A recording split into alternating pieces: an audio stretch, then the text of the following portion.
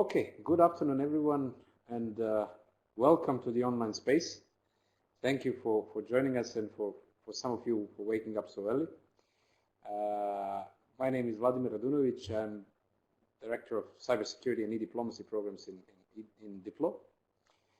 The topic is hot, as all of you well know. The turnout for the webinar is also quite good and unexpected, to be honest. A huge number of applications, huge number of people. It's usually not like that in most of the webinars that people do. But I hope the topic is really hot, so it doesn't surprise. I do hope that none of you now managed to get infected with this particular ransomware. But in fact, you can fill in the poll to the right that you can see.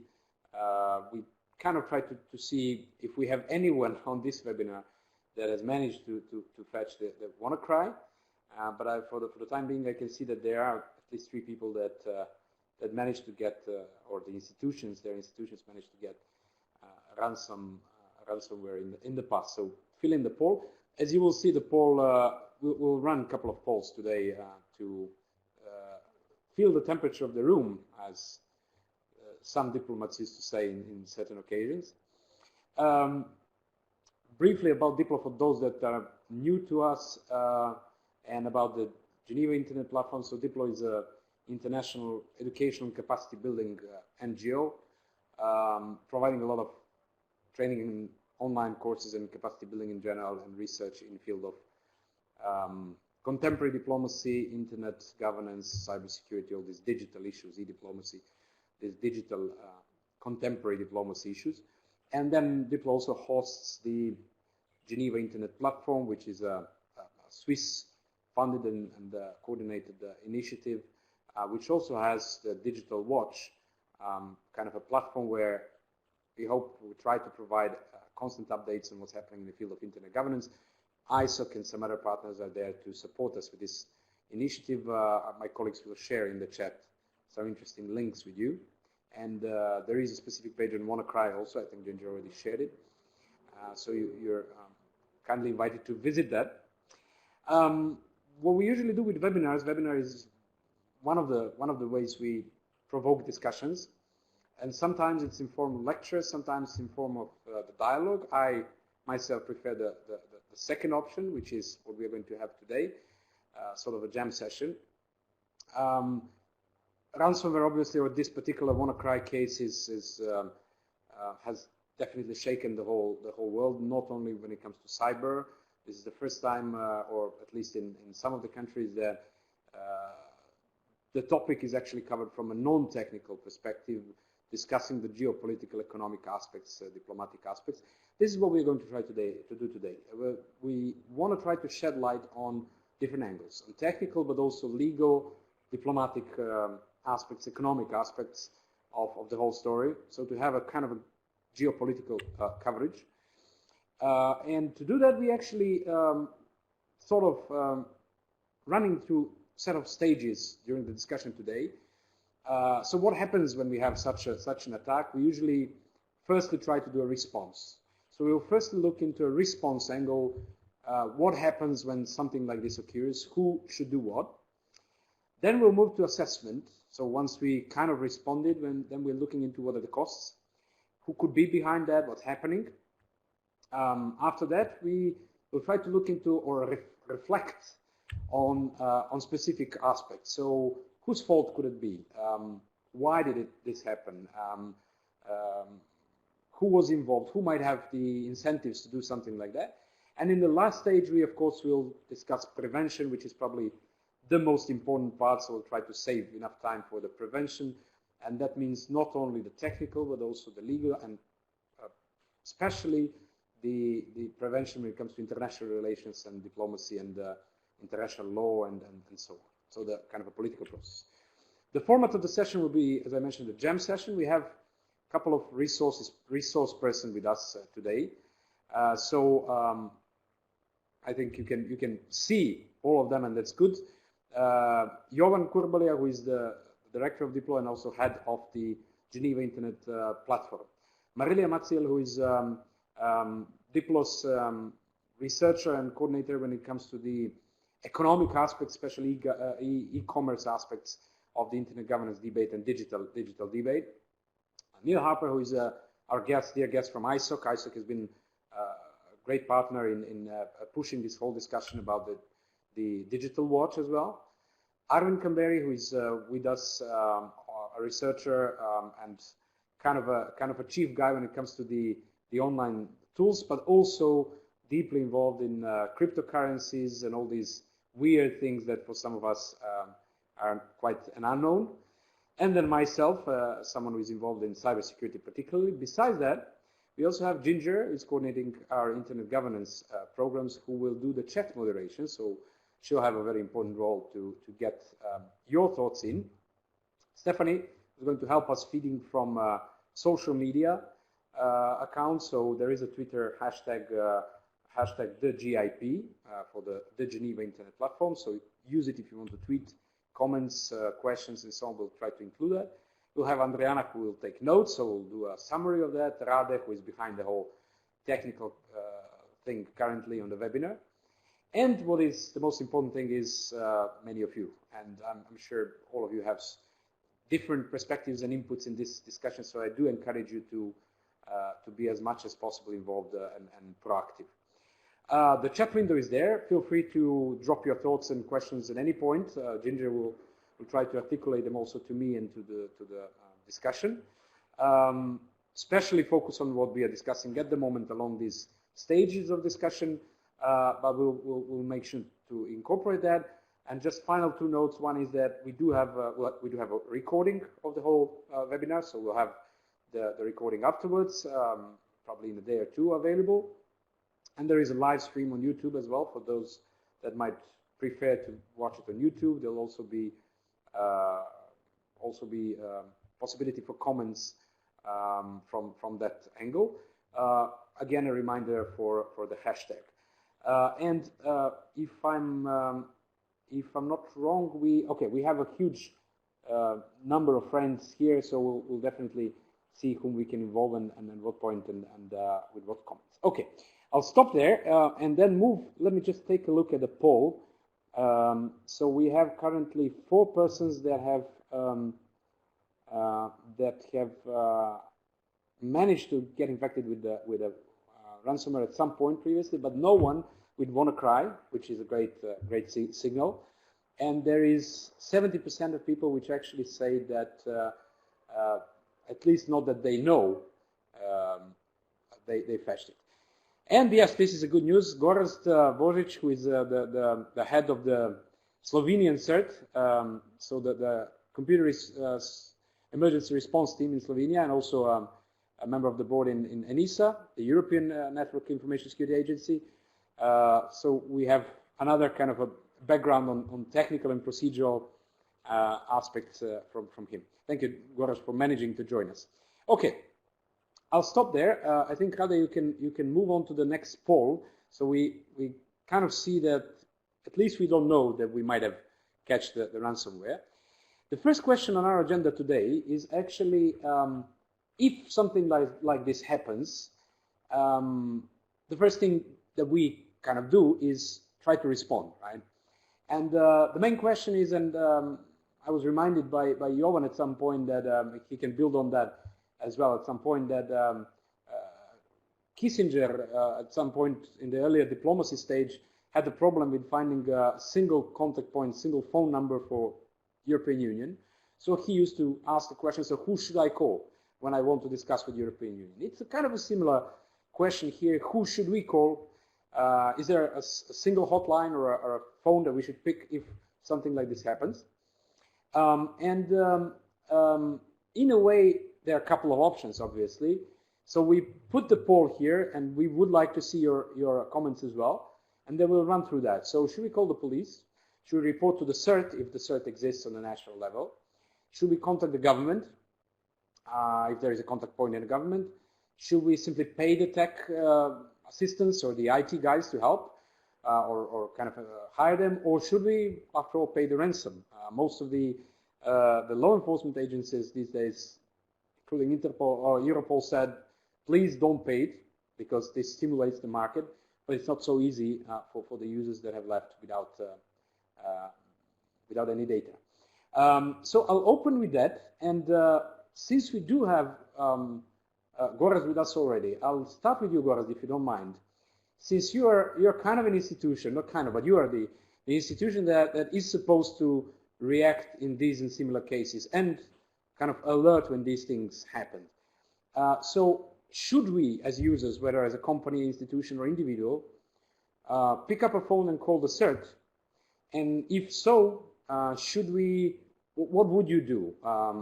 Would you then liaise with the police, or should we? What is the procedure that you would suggest in these cases? Well, hello everyone. I'm really glad that I could make it. That the meetings were finished on time, so that I can be here and participate in this webinar. Vlada, thank you for inviting me. So regarding your question, there is no one way that is better than any other way. So it all depends on your situation, the situation in your country, whether you have a CERT, what kind of services does the CERT offer, are they available to the general public, are they available to the enterprises, so how can you contact them, what kind of services can you expect from them, what is the role of the police in the country, do they usually offer this? I would say that in many cases,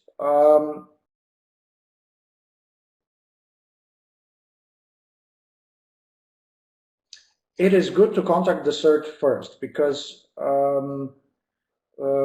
we maybe have the information regarding the current outbreak or the ransomware that you're exposed to. Now, there may be another solution, or there may not be another solution. In most cases, there is not a solution available out there.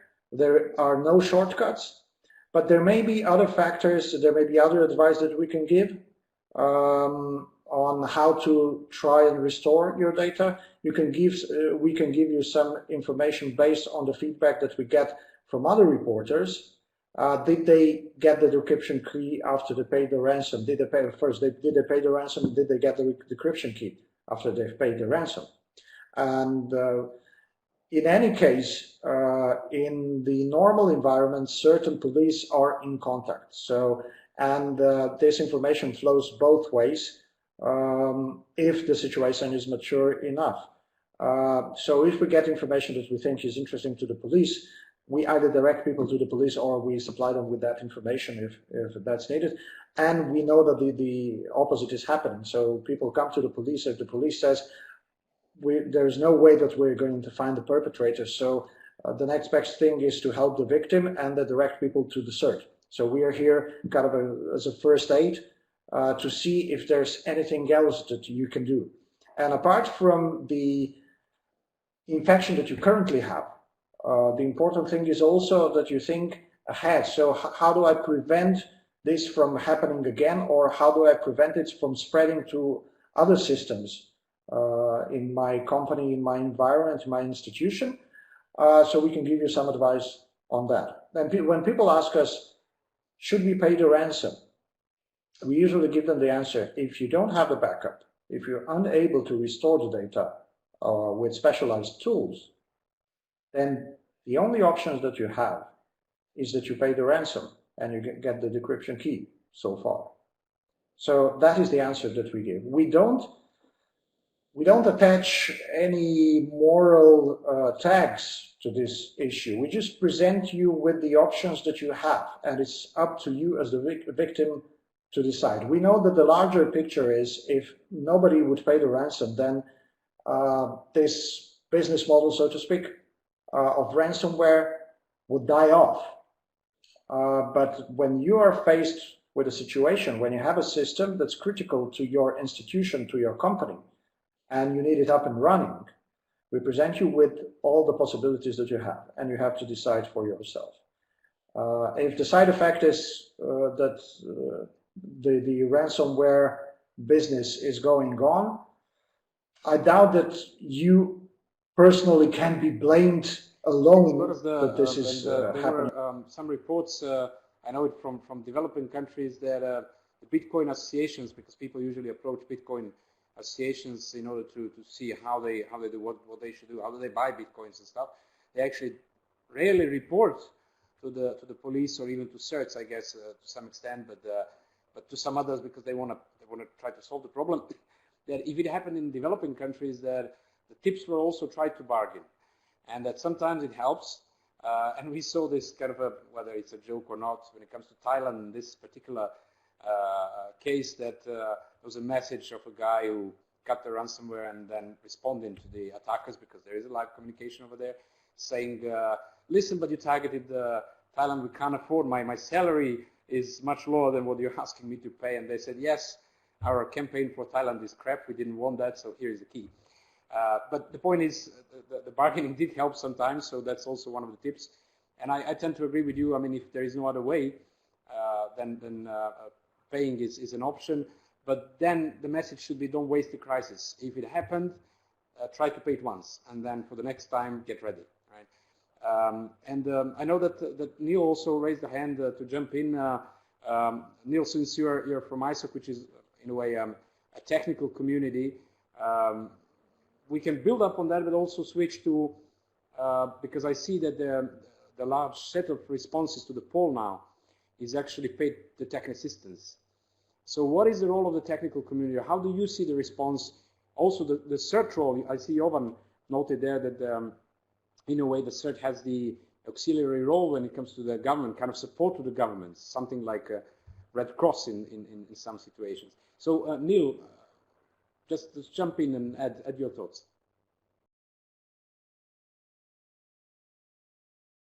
In terms of actual response, there's a number of things that a business can do, especially if they're established incident response procedures. You know, like disconnecting the device that's being infected from the network, ensuring that if you can detect what type of ransomware it is, you can understand, you can look at the bug track or the vulnerabilities and the vulnerability list online, and it allows you to see if it propagates via electronic mail. Then you can disconnect your Outlook or disconnect your Exchange server to stop the ransomware from self-propagating. So you isolate, and then you decide how you would actually remediate the threat. You know, it could be as simple as isolating that machine, restoring an image, or restoring an image if it's a virtualized desktop, restoring an image if it's a virtualized server, and then looking at, you know, protecting, whether it be to harden the actual machine itself, because you can implement things like global global objects that locks down your machine to prevent it from being accessed by ransomware again. But it's also very important too, if your country does have a CERT, then you involve the CERT, so you can provide that information, and the CERT can disseminate that information to other stakeholders so that they can be prepared in terms of how to respond to that particular ransomware, especially if a certain country or a certain region is being targeted. I think it's also very important, as we've discussed our backups and restore policies, is to have a really strong backup solution, because that helps you to respond. And it's surprising how many businesses don't have a sound backup solution. I speak to businesses regularly, and their backup solution is NAS, is network attached storage, or they copy stuff into the cloud on Dropbox, but they don't have additional controls like encrypting their backups, or they don't have like a disk-to-disk backup or disk-to-tape backup where tapes are encrypted and taken off site, and it allows you to better respond and recover your data for ransomware attack.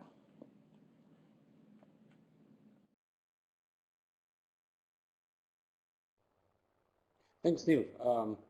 Yeah, this is definitely a good point. We'll get back to that to the question to what extent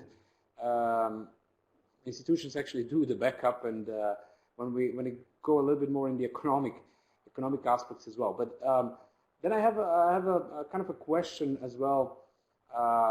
What is the role, or what the industry actually does? We saw that Microsoft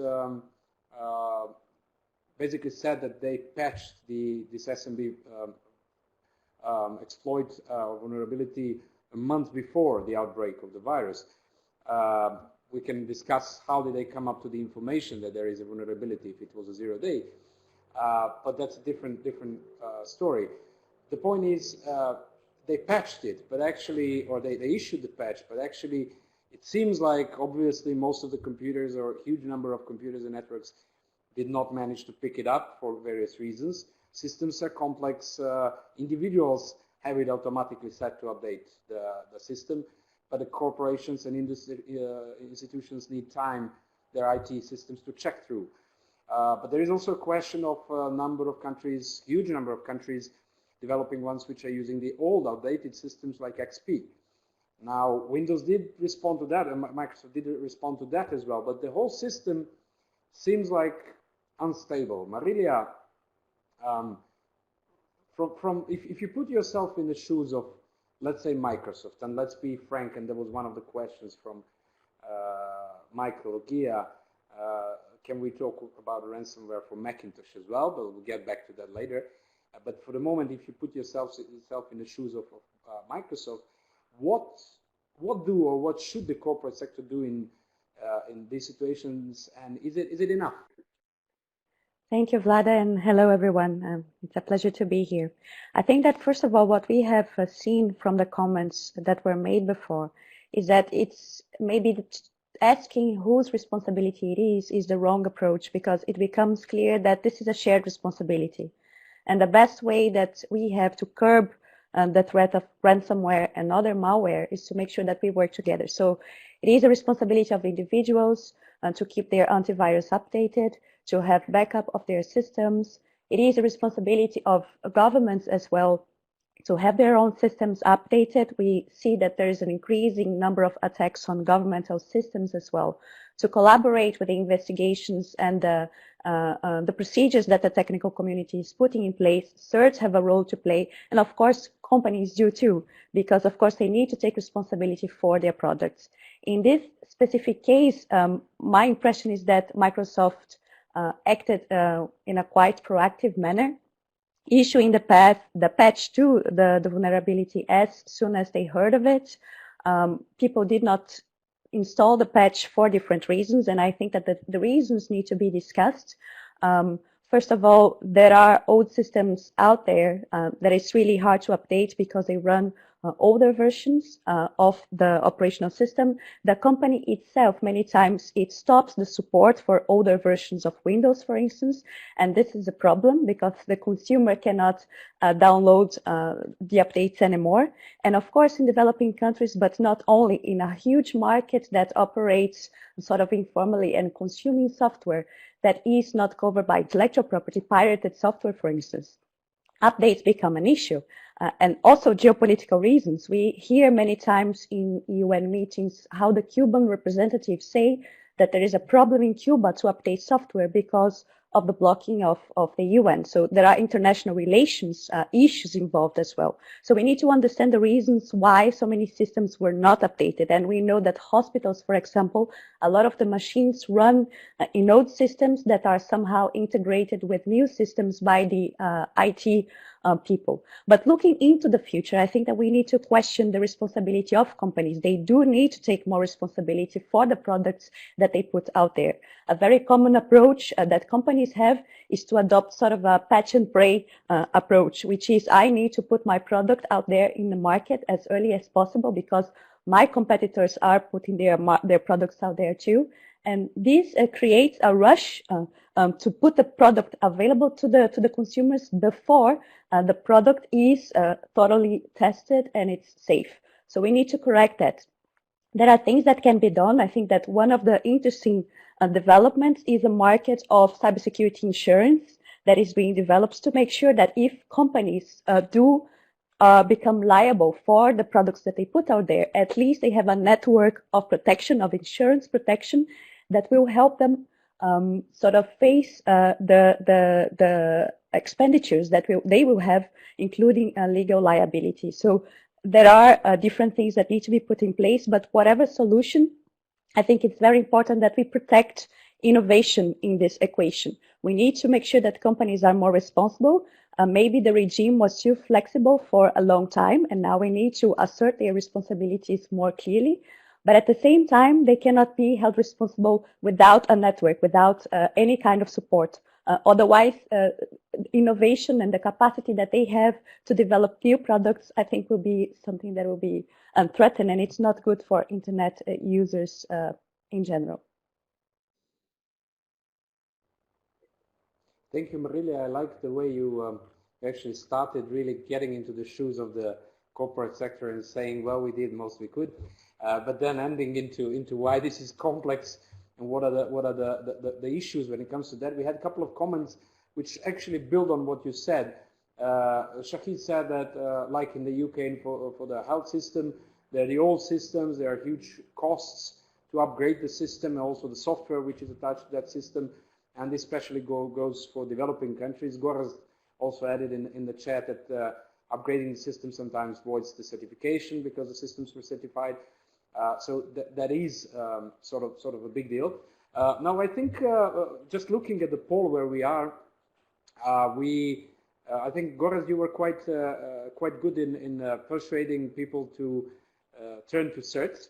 So we have about 44% of people now saying they would firstly turn to the CERT, and then just a little bit less turning to the tech assistant, but only one person actually saying to pay the ransom, and that was me. So no one would pay the ransom, and that's good. Or I don't know if that's good. Okay, so what I'm thinking of, since Marilia already mentioned that, it might be a good moment to switch to that. So rather you can put on the second poll, or the next poll, whose fault is that? We are jumping a little bit ahead, but since Marilia mentioned it, I think it's an important issue. And then, of course, we have dilemmas in the media these days. Whose fault is that? So whether it's the governments and the NSA, particularly in this case, whether it's Microsoft and the corporate sector, whether it's the CEO level, which usually doesn't have enough awareness of the situation and investment and importance of security investments, the IT departments and the IT geeks, which did not patch the system, or we as end users. So I opened the poll and I encourage you to vote, and I see that currently the climate, the temperature is very hot when it comes to the governments and NSA. So when it comes to the government level, I'll pass the mic to Jovan now for a quick comment on can we blame the governments, and then because Marilia already touched upon possibility to blame corporate sector, and there was another comment from Richard, who's not available, who's not with us today, but I'll read it later. So Jovan, of course, whom to blame except the government? And I love this poll because nobody is blaming us end users, and we have our share in this case, and that's probably the important point. But when it comes to the governments, we have to be realistic in the tools that governments have in order to address these issues. A few days ago, I addressed the meeting at ETH in Zurich, leading the university in technological field.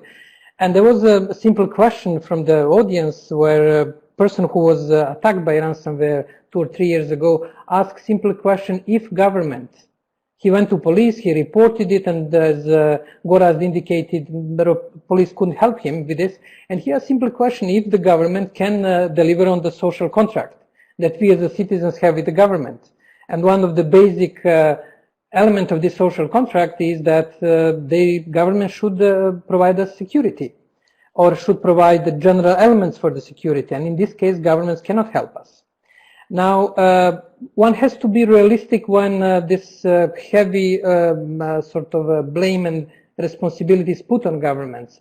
They have a huge responsibility, especially in the hiding this sort of vulnerabilities and not sharing with them. But one has to be realistic. What governments can do in the current environment? What they can do facing the specific internet infrastructure, which, as we know, is decentralized, is promote anonymity. The tools that they had in the past, police, military, border control, are very often beyond their reach when it comes to cyber world. Therefore, I would give some sort of benefit of doubt for governments worldwide. I hope that I will get some support among government representatives in the room. I'm not from the government.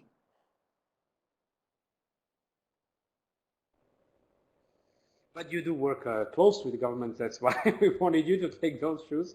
Now the situation is a little bit changing. We have almost equal responsibility of the governments and the private sector.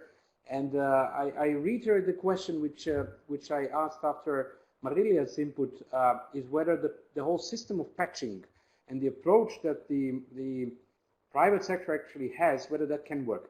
Now everyone who ever had a chance to do coding knows how complex coding and software is, and that it's mission impossible to have software without holes in it. But still, should there be greater responsibility of the corporate sector when it comes to finding a better mechanism of how to address this kind of the role of the private sector? And before I pass the floor to Goraz and to Neil, because I think they're in a way also, this is a kind of a technical issue. Let me just read this comment from Richard Hill, who passed it before the webinar. So he said that the WannaCry incident is an excellent example of security externalities. It is expensive to support operating systems, so Microsoft's decision to end support to the NT and XP was surely commercially justified. But Microsoft's decision created a financial risk for others, and the cost of that risk for others does not impact Microsoft. So Microsoft does not take the external cost into account when deciding when to stop supporting an old system. Where I would maybe add that even though it doesn't cost directly, there is a kind of impact to reputation or to trust in digital services, which may be one of the results why Microsoft is jumping in with the Digital Geneva Convention. We'll get back into that later on.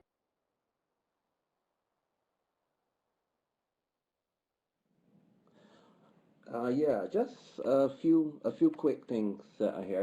I think first and foremost, we're seeing a trend where governments, more and more governments. I think there was a Wall Street report that a Wall Street Journal report that there are over 60 governments who are developing offensive cyber capabilities at this time. So we're seeing more and more government developing the ability to attack nation and states. They're either developing it internally or they're using proxies.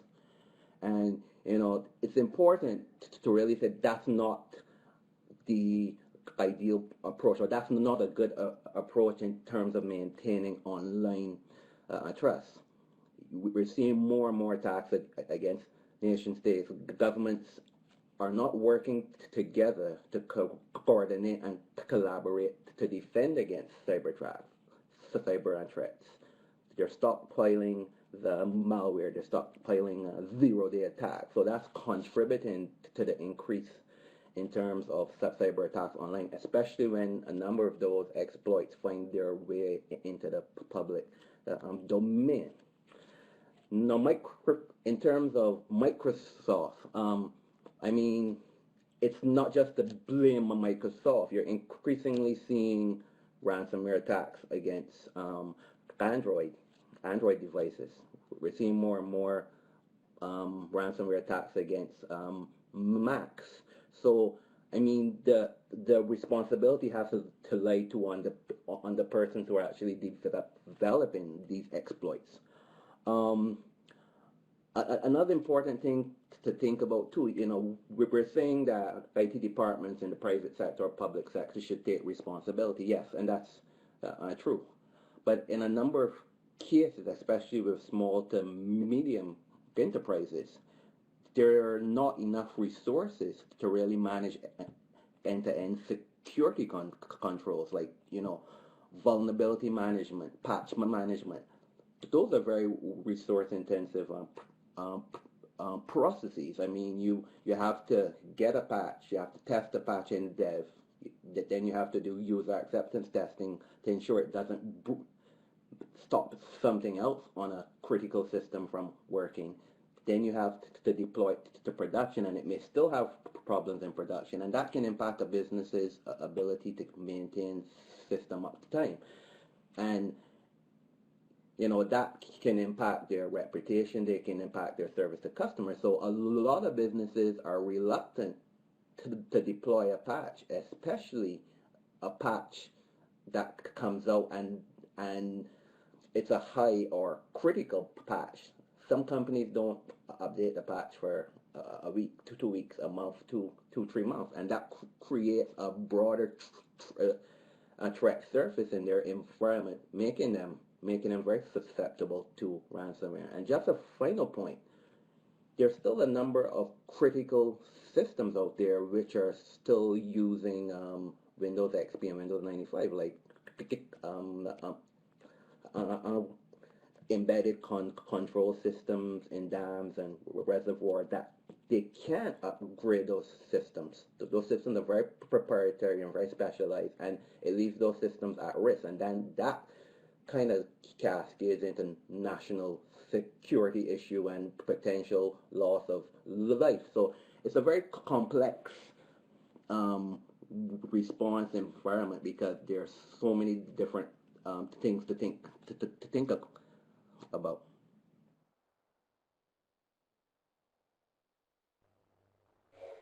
Thank you, Neil, and I think the poll actually confirms your words. Now it's really shifting. It's fun to see how the responses are shifting as we speak, that we now have greater responsibility of users, but also IT departments. And at some point, Microsoft was more than the NSA, and now we have it again, NSA back. Goraz, before passing the floor to you, I just want to read a couple of comments from the floor. Thanks for the great discussion to everyone in the chat window. We captured something. And it says, Shahid says, just have a look when it comes to the NSA responsibility, just have a look at WikiLeaks and see how many zero-day vulnerabilities are being released and how many frameworks are developed by NSA to compromise systems. Definitely not just NSA, but government. Eternal Blue and so on. The framework developed by NSA to exploit the SMB vulnerability is one of the many, many frameworks they have developed, from which we can just conclude that that this is only one threat that we are having with WannaCry, but we might see more. And then there is, when it comes to the Microsoft fault or the business, Deirdre says, and what about the fact that we are being held to ransom to upgrade or buy the new software that we are currently satisfied with? What about those who, Liz says, what about those who leaked the vulnerabilities? Is their responsibility as well to some extent? And then Carlos says, my biggest question is why is a state agency whose arsenal has been stolen did not contact all software vendors to correct the vulnerabilities? And I think, Carlos, there you're actually shooting at the nitty-gritty of the whole discussion is sort of what we usually call responsible disclosure of vulnerabilities instead of exploiting them. We have also Roy saying, disagree with Harper, who say governments do not collaborate. What is the Budapest Convention if it is not governments working together to stop cybercrimes? Now I'm passing the floor to Goraz. Okay, thank you. I'll continue with where Neil finished. I think one of the problems with this last outbreak, and the healthcare systems, the NHS in UK that had these big problems. Then we in Slovenia, we had a Renault-owned company that was infected via the mother in France, via the Renault in France, that also used probably outdated systems. Now, why do we have that? It's all about economy. And Marilia also mentioned, we have a race to the bottom here. So we have to cut costs. So we started using, in the end of the 90s, we started using consumer-grade operating systems for critical machines in critical environments. I remember, I don't know if you remember, there was a story around 2000, how the US military tested, I think it was even earlier, it was Windows NT systems to control a gunship. And the systems went blue screen, and it was a really funny thing, and it went around the then smaller internet. Before that, I remember that the military was investing in developing their own custom operating systems. That became more expensive. And with this economic race to the bottom, the companies are pressured not to develop their own operating system. Nobody's going to pay a higher price for a secure system. That's the tragedy of it all. People are not willing to pay the price for the secure system. So we are all okay in running consumer-grade operating systems until something cracks. Then we look around and start pointing to other entities, and we see where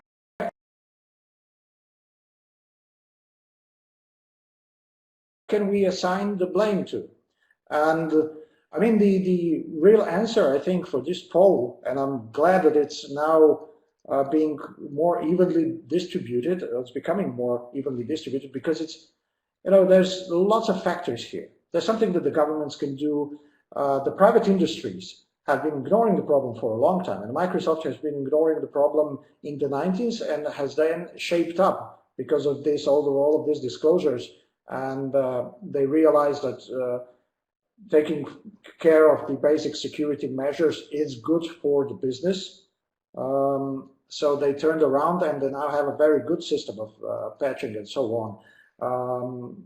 Leaving aside the debate, is this the way to go? But if we're with assigning blame, okay, we can say NSA for the WannaCry, but let's forget about WannaCry. This is not the first ransomware.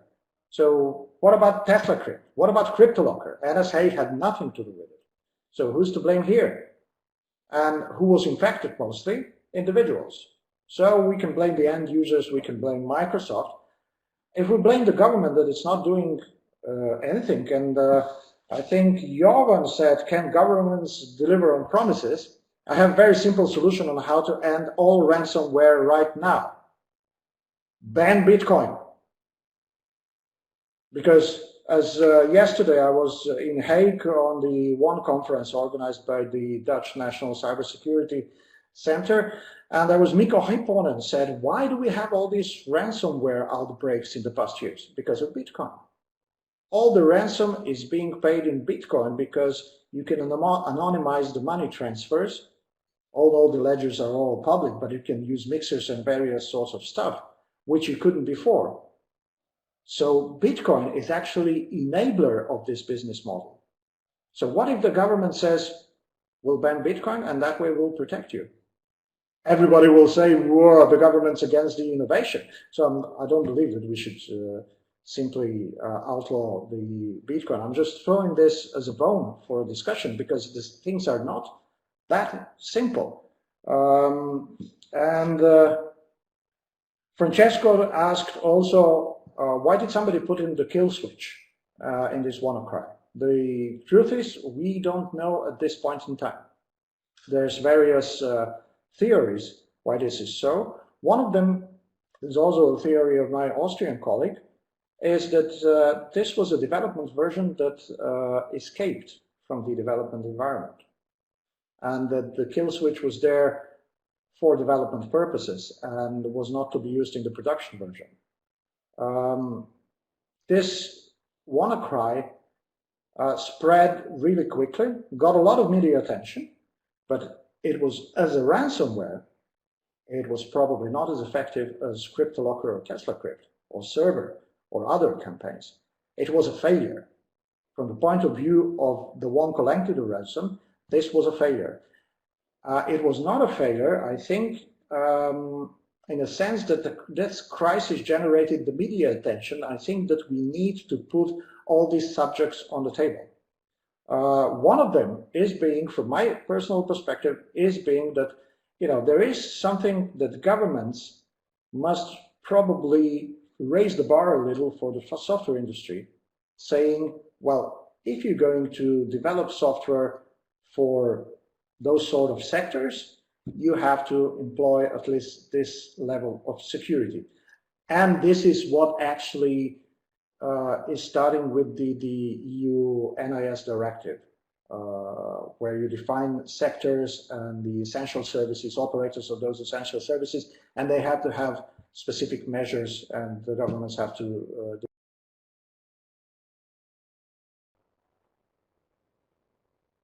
Thank you, Goraz. I think you really did throw the bone in the discussion, which is evolving in a great way. Before I pass to Arvin to respond to one of the bones, and then this will lead us to the next kind of a segment of discussion. Just to run through an excerpt from the chat, is that we have Glenn who said one question is the action. If the action is intentional or mere incompetence of a combination of both, which Jovans agrees that it could be intention versus incompetence. On Twitter, there was a response to Marilla's comment that it is wrong to ask whose fault it is. Gilo says, true, but you need to prioritize. Buggy systems and company not dealing with it in time always lead to exploits by authorities or hackers. Aida says, rather than saying prioritize, feels more like in time, collaboration is critical. It again brings us to the shared in-time responsibility, which Gilos agrees, but timely fixes are crucial. And the fact that we deal with proprietary systems, unfortunately, doesn't allow for independent reviews. Michael says, what the NSA did was absolutely criminal, it's depictable. And then there is Greg's question, which I throw if anyone has a response to. I have read that Microsoft provided XP support was still available, but only to paying customers. Is it true? So if anyone knows the response to that question, I would appreciate the response either in chat or other way. Now, Arvin, and then I'll pass to Marilia. Since we touched upon Bitcoin, and I previously also discussed with Arvin, he's quite much into cryptocurrencies. So I suppose it's going to be a different perspective. Thanks, Vlada, and hi to all. Nice to see you in such a high number. Nice discussion. And apparently, what everyone thinks is that Bitcoin is the main problem here, biggest problem here, because of this WannaCry actually raised this concerns even higher.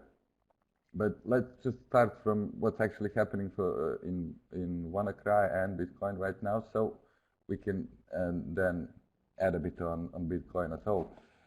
So right now, as you all know, Bitcoin is an open ledger. Everything is transparent. Every account can be tracked, and so from that, these three accounts who actually collect ransom money from WannaCry can be constantly monitored from the blockchain. And for example, here how the address looks like, and this address can be, and there you can see all the incomes and all the ransoms paid, especially for the WannaCry ransomware. So far, there is like around 300 Bitcoins paid in this ransom for these two accounts, making it around $80,000 in cash, which is, as everyone said, is not a big amount, especially because ransomware amounts are much higher. We know that the last cyber group that attacked hospitals actually asked for $20,000 for decrypting the materials, hard drives. So this is quite unusual, as Goraz mentioned. It's quite unusual ransom attack. Asking 0.18 bitcoins from the attacked infected computers, it's around $300, and it looks like they weren't prepared to actually such a vast dissemination of WannaCry. Other things I would like to add is that, as I said, BTC is an open ledger. Bitcoin is an open ledger system, and every every transaction can be tracked. For now, no one accesses these wallets, and having in mind that having on let's say on the back NSA and Interpol and others, I don't think that anyone will touch this money. Bitcoin as a ledger is anonymous, but not totally anonymous. The ledger himself can be encrypted and privately protected, but devices who actually interact with the wallets can be traceable, especially by the main forces like NSA or Interpol, etc. We have cases, we have issues where we had arrests without any problems. So this is not a question of how secure and cryptographically protected the blockchain is, but it depends on devices, basically who will actually try to pick this money from these addresses. So especially having in mind this outburst wildfire that WannaCry made, every security researcher now is looking at these accounts. It's going to be tough for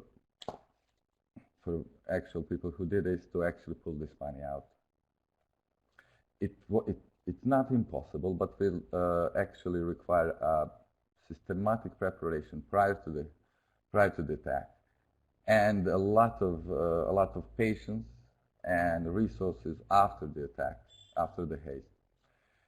So it would, of course, not. There are many, I can say, darker things than Bitcoin. Currencies such as Darkcoin or Monero, which are actually specialized in anonymizing in an internet. So if everything of this was cleverly prepared and established prior to this cyber attack, they might actually pull this money out, but this is on a long stick, especially, as I said, having in mind that now they have NSA, Interpol, and every world third looking at them.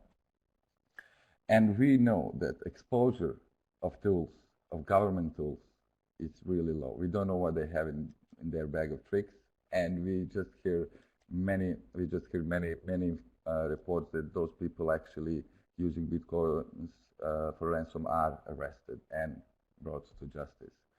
On the other hand, it's not just Bitcoin which is used for ransomware. Also, as someone said in the chat, there is a cash cards, also iTunes credits, everything. So it is not about also the Bitcoin. And let's not forget that also in ransom, there's like the dollars used and euros and other currencies. Saying that actually banning Bitcoin would not be so easy. It would be similar to saying banning encryption, because Bitcoin is on an open P2P network, which already works on a certain standards, and it uses a regular encryption. We use it for our credit card payments. So it is not something that we can just stop and just go without it. It would be really hard.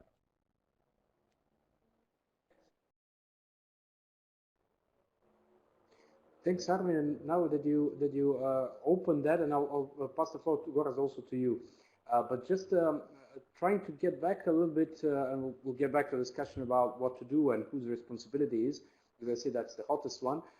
We do have a lot of questions about the costs, actually, of this attack, and this discrepancy between a huge number of computers which were infected and then quite a low income that the criminals made, actually, thus far. There are different figures mentioned, about $15K and so on, $20K, which not much. Even if it's much more, it's much less than many other ransomware campaigns before. So some of the question that stays, why is it so? Okay, we know that the deadline, that there is a deadline until which people should pay, and usually people save until the last moment, try to do something else, and then pay at the end. So we have to sit and wait and see the final number. There's also a question how many institutions actually did have the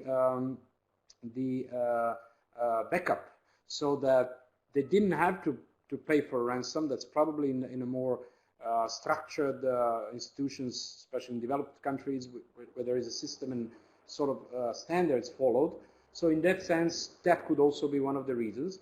But then, opposing to that, we do have a huge cost that that actually the attack caused on the institutions. Because if any institution was infected, say the health service in UK, they most likely did have the backup of the data. But in order to restore the system, they need to clean it, they need to restore the whole system, get the data back. That's a couple of days off, or a day or two off. And we know that the downtime of an operation of institution goes per hour from 1,000 euro to millions of euro if we're talking about the exchange, the stock exchanges. So the cost or the loss overall could actually be much greater than the direct revenue. And that raises, or that did raise a bit of conspiracy theory, or maybe not. And that I can ask Rade to put the next poll is actually who might be behind.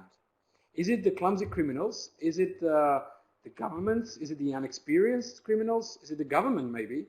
And there are some claims that it could be the North Koreans, which we saw, the discussions about that, which is probably not that based, but we can discuss that. But what could be the purpose? Is it really the ransom, or it could be a political motive behind that, but using the ransom model? But Goraz, you wanted to reflect also on Bitcoin money flow. Please also add a comment on, can we measure the cost, and also what's your thought? Okay, thank you. I just wanted to explain myself. I didn't say that we should ban Bitcoin. I'm just saying be careful if you want protection from your government, because one of the solutions is, and apart from that, I did want to point out that this business model is possible because of cryptocurrencies, and Bitcoin is the dominant one. Others are in the minority. So Bitcoin is enabling new business models for organized crime. And I think we cannot dispute that statement. But I don't think the Bitcoin is the major problem. Now, with attribution of these attacks, I don't think we have enough information at this point to claim that we know who's behind these attacks. What it seems like, what it smells like, is that this is a work of a copycat. A group of people that said, well, we see that this ransomware thing is a huge, there's big amounts of money in it, so let's make our own, and let's make bigger and better and smarter ransomware. And the speed with which it was spreading was working against the authors or the ones who would benefit from this ransomware. Because of the speed, it was stopped in a matter of hours, and that's why the damage is low. And there are some other indicators that that show that this is not really the fully production-ready thing, that there are things that weren't working properly in this ransomware. Now, you could say that this was let out by the government. You could say, you could look at the pictures that Kaspersky published, that 3 out of 4 victims were in the Russian Federation, and say, okay, this, because other ransomware checks whether the infected system uses Russian or Ukrainian or any languages in the area, and then doesn't encrypt the files. Why? Because if they target persons and businesses in the Russian Federation, then they'll have FSB on their neck. So they avoid that. Now, this isn't the case here. So it's very easy to construct a conspiracy theory saying, well, then maybe NSA is behind it. But there's no proof for that. So I'm more inclined to stick with the simpler explanations. But until further notice, I'll say we don't know who's behind it. So I don't know at the moment. And my colleagues, which I talked with the past 2 days in The Hague, don't know either. It's very interesting, looks somewhat confusing, this WannaCry, so we don't know. That's the answer.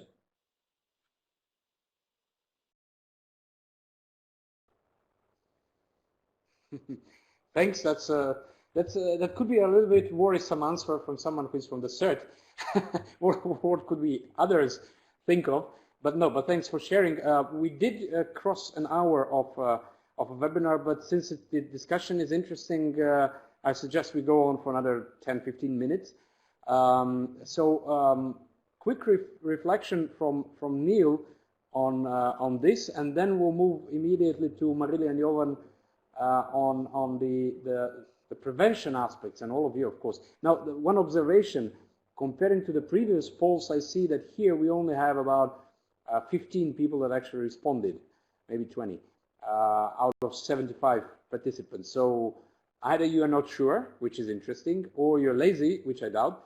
So if you're lazy, do give your vote, but if not, keep it as it is. Yeah, I just want to touch briefly on the cost or the economics of this attack. I mean, I think something that we must bear in mind that or methods of collecting data, which helps us to understand the cost, needs to be significantly improved. So I mean, just to start with that, we don't have any real strong measures, especially if we look at all the different regions, all the different countries. The data collection and the data points just are not there.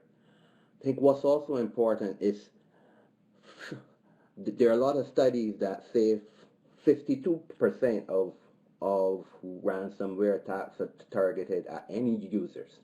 And users aren't necessarily reporting if they have paid the ransoms or not. And businesses, depending on the region and the jurisdiction, their mandatory breach notifications. But there are many regions, there are many developing countries and some developed countries that have no mandatory breach notification.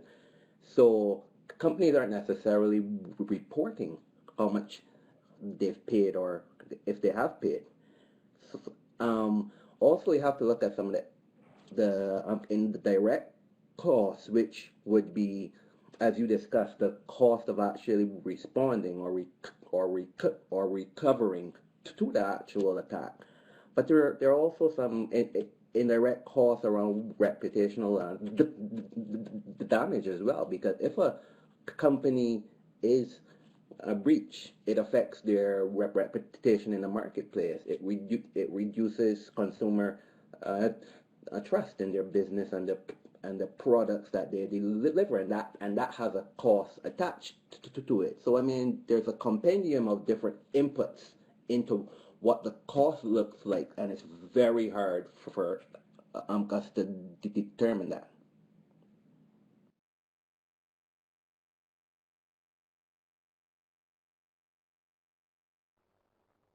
Thank you, Neil. I think this is a very important point on the costs, which we usually do not account, and that brings us back to the question: if it was an intended consequence to actually raise or introduce those costs which are not direct, which are not ransom, to crash down the systems instead of a DDoS, a ransomware which crashed the systems for quite some time, or there was an unintended consequence. And now looking into the poll, I see that actually, well, most of you, almost all of you, believe that it is criminals behind it, but that there is really a fair share of whether it's a group of experienced criminals which might have found a way to actually get the bitcoins at the end, but we don't know how they're going to get out of that, or that those could be a little more of amateur criminals which probably did not expect that the effect would be like this, and that they might not be, that might actually have the Russians and the NSA and everyone else, as Arvin says,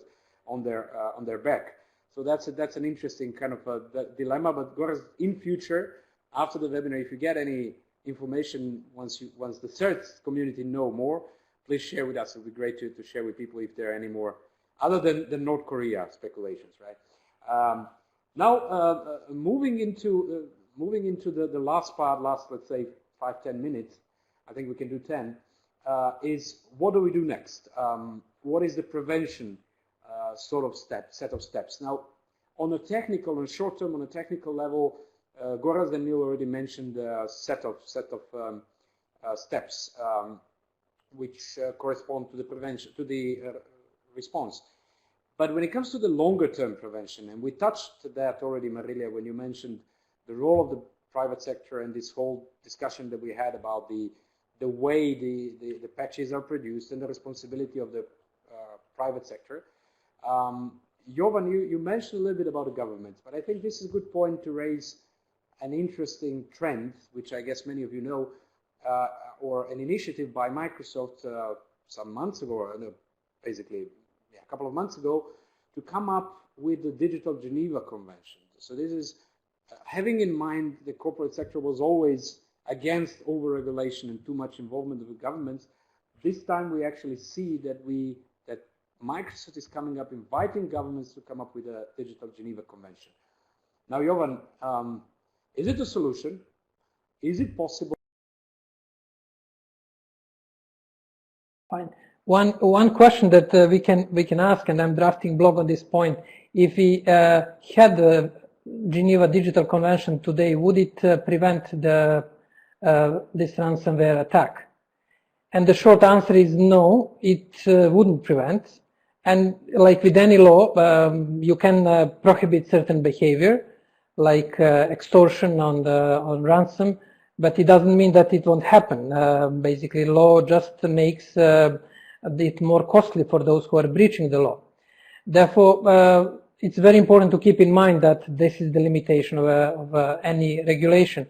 And I'm an international lawyer, and we lawyers are very careful when it comes to convention and treaties, and I can see the other communities are much easier in suggesting a quick solution from treaties and the conventions. Microsoft proposal is timely. It is a good proposal. It opens important discussion. It starts the discussion in the context of one of the most tested international legal regimes, which is Geneva Conventions in humanitarian field. And this set of the humanitarian conventions have a very interesting interplay between protection of individuals, the role of states, auxiliary role of the Red Cross, which I made already parallel with CERT, may play some similar role. Therefore, the Geneva Digital Convention wouldn't prevent this. The issues are much more deeper, architectural, related to internet architecture, the question of anonymity. But it can increase the cost for the perpetrators. It can increase the chance to identify who did it, the crucial question of attribution. It can improve the coordination among governments and other players. Also, it can find some way for the disclosure to be organized and arranged, that when companies or institutions like NSA have some sort of information, to somehow communicate to the computer companies without losing its strategic advantage, which they have either for the security or commercial reasons.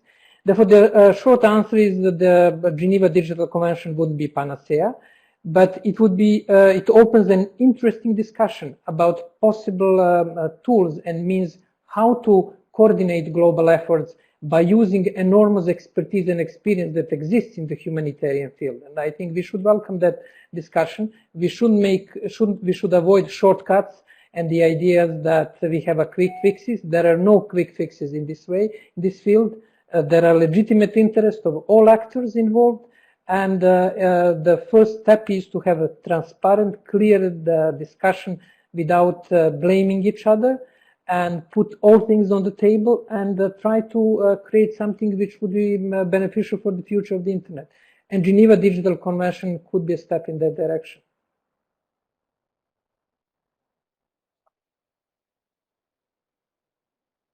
As always. You sound optimistic, which is interesting. Marilia, Marilia, whether you want to put the questions that we are asking is what different actors could do. When it comes to governments, I think that the first thing that governments should do is not to make the situation worse. So when they talk about, for instance, of curbing encryption or putting limitations to encryption, this is making the situation worse. Because if encryption is made weaker, it's made weaker for everyone. Not only for the criminals, but also for people that use encryption to protect their data. So, and another thing is, I think government should understand that there are no secrets on the internet. So when an information is known, when a software vulnerability becomes known by the government, it will be known by everyone. Because information has a tendency to leak. It has leaked before, it has leaked in this particular episode, so exploiting vulnerabilities and 0 days should not be the way to make everyone safer. On the other way around, it's the other way around. But what could governments do? I think two very important things have been mentioned before. One of them is to create a basic product regulation. So we need to have some baselines, guidelines that the industry should follow when they put a product out there, especially when are critical products, and especially in a context of Internet of Things, because we will have whole industries that had nothing to do with digital or very little to do with digital, that will have their products connected to the network. And their experience with security and with IT systems is even lower than what we are seeing right now. So these basic guidelines are very important. And giving incentives to companies that do not report to have gone through episodes of leakages of information or cybersecurity episodes, creating on the other hand as well in parallel the responsibilities for companies to report. I think that this a point that Neil made before, it's a very important one. There are many companies that do not report, trying to save face and trying not to have any problems with their image, but this is the worst solution. They need to report. So creating a mandatory ways for companies to report, even if it's in secret. So we don't need to put in the newspapers in the other day, but there needs to be a trusted space where companies need to report to each other what is going on. But at the same time, the companies that are really following these basic guidelines, they are given the incentives that could be many kinds of incentives, including tax incentives, for them really to put security as a priority. I think that this would be something very interesting. And of course, reinforce mechanisms for cooperation between governments. The Budapest Convention is an important one. But when it comes to law enforcement, we are already operating through mutual legal assistance treaties, which, as we know, is a very slow mechanism. So if governments really want to go after the criminals, they need to have better and more efficient ways of cooperating, even between them as well.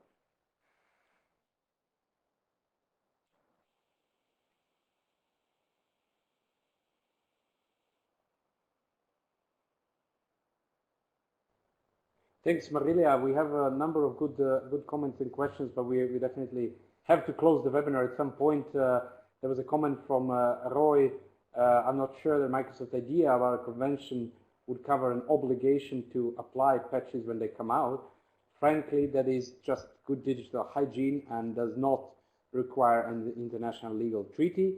At the same time, we had the comment from Roy that probably some of the polls are not representable because the group that is here is probably having quite a good digital hygiene.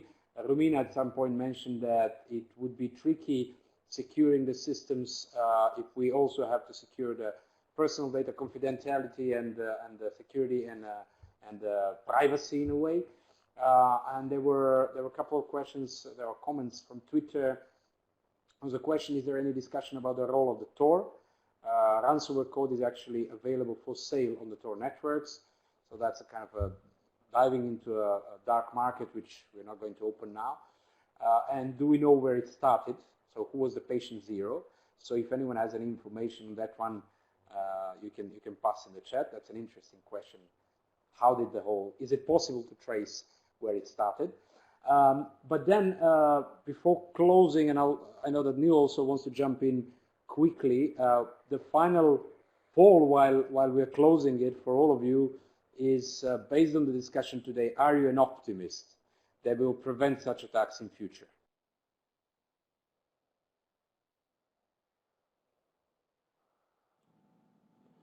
Yeah, like just a quick point. I think, yeah, you know, there are definitely a number of holders who have a responsibility for protecting against cyber threats, but at the end of the day, it's a collective responsibility, which really emphasizes collaboration and coordination. You know, and that can manifest itself in multiple ways. That can manifest itself by industry, where certain like financial services, where the banks can come together and share information on cyber threats and attacks to help them to respond to these attacks. It can be at a national level, where the government acts as a convener for and drives the national cybersecurity strategy that brings together various stakeholders, academia, the technical community, etc. You know, and that's something that the Internet Society has been promoting with our collaborative security approach. Really, that everyone has a role to play, and users have to be more aware about the risks that they're exposed to online, and that's the best approach to defending against these types of attacks.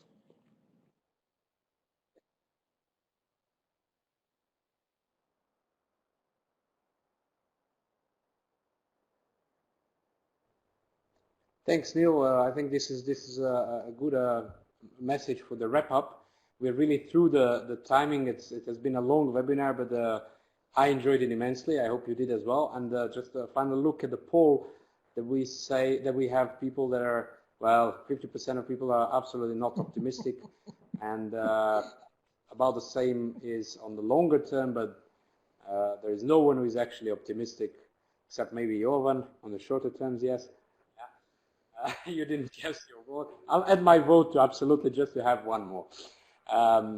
Thank you for joining. We will have the summary of the debate. We'll have the recording of the debate or this discussion in a day or two online. So I invite you to get back to that. You can stay chatting, of course, if you want in this window. At the same time, visit the Digital Watch website. We'll follow more on this particular case and cybersecurity and all the internet governance actors, issues, processes in future. So you're most welcome.